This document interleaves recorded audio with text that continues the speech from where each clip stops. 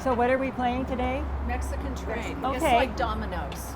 Have you played the board game? Twice a month, older residents in a hilly residential section of City Heights meet to play board games. They each take turns hosting. Everyone is responsible for bringing snacks to share. Help yourself to any food. 81-year-old Evie Kossauer moved to Azalea Park 12 years ago. She says the casual gatherings are aimed at becoming something a bit more formal. When I got first involved within the first year or two here, I asked, where's the senior center? And people would tell me, it's here, it's there, it's wherever. There was none in City Heights. Kossauer says a senior center is critical for keeping older residents active and connecting them to needed services. She tried to campaign for a city-funded center a few years ago, but hit a lot of roadblocks. So she and her neighbors are forming a sort of roving senior center. Nationally, they're called villages. Senior neighbors band together to create membership organizations. They host events and classes, help each other around the house, and check in on neighbors who become sick. There are already villages in Del Cerro, Del Mar, and Scripps Ranch. Kossauer wants the Azalea Park and Fairmont Village neighborhoods of City Heights to be next. So this is the kind of thing where let's get this going in our neighborhood, close to where we live, and then it can also be supportive when people need the support, such as somebody falls down and so they're having to stay home for a number of weeks while they're recuperating. They need some help shopping.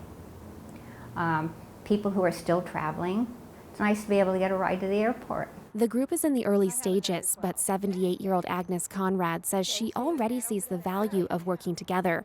She began living alone after her husband died from congestive heart failure last year. Even though I was able to help my husband through his final illness, and I felt that we were very fortunate, there are many things I've learned since working with this organization that I wish I had known. Things like a medicine delivery service or a hotline for senior services. But Conrad says the more information she and Kossauer uncover, the more service gaps they find. We wanted to buy here because it's close to everything in San Diego. It's very easy to get around. Of course now, almost 50 years later, it's not easy to get around if you don't have a car. We've made good strides in the area of transportation, but there's a long way to go. Ellen Schmieding heads Aging and Independence Services at the county. She says there are a lot of good programs for elderly San Diegans, but they're more a patchwork than seamless. She says part of the problem is that federal funding for the aging has flatlined. Congress hasn't adjusted the Older Americans Act for inflation since 2011. Currently, funding is at about $175 per person annually. I think that as of now, the realization that more money needs to be invested given the rise in population just hasn't hit our decision makers really hard. Kossauer says failing to support seniors is a missed opportunity. From my perspective, it's a lot of knowledge and expertise and energy that's being missed to somehow come back into the community by not having us organized well, by not having us in the position to be able to do that.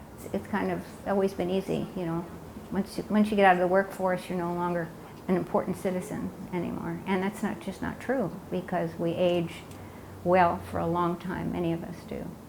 We may have to spend some time keeping ourselves well, but that's okay, It doesn't mean we haven't anything to give back or can't be useful. Kossauer says she hopes the City Heights Village and others in San Diego can help set the pace for aging services while lawmakers count dollars and cents. It's kind of like it's up to us to start to do something and then to try to pressure the other agencies, or at least let them know what we're doing and see if they can't help us. The group's next step is to elect a board. Megan Burks, KPBS News.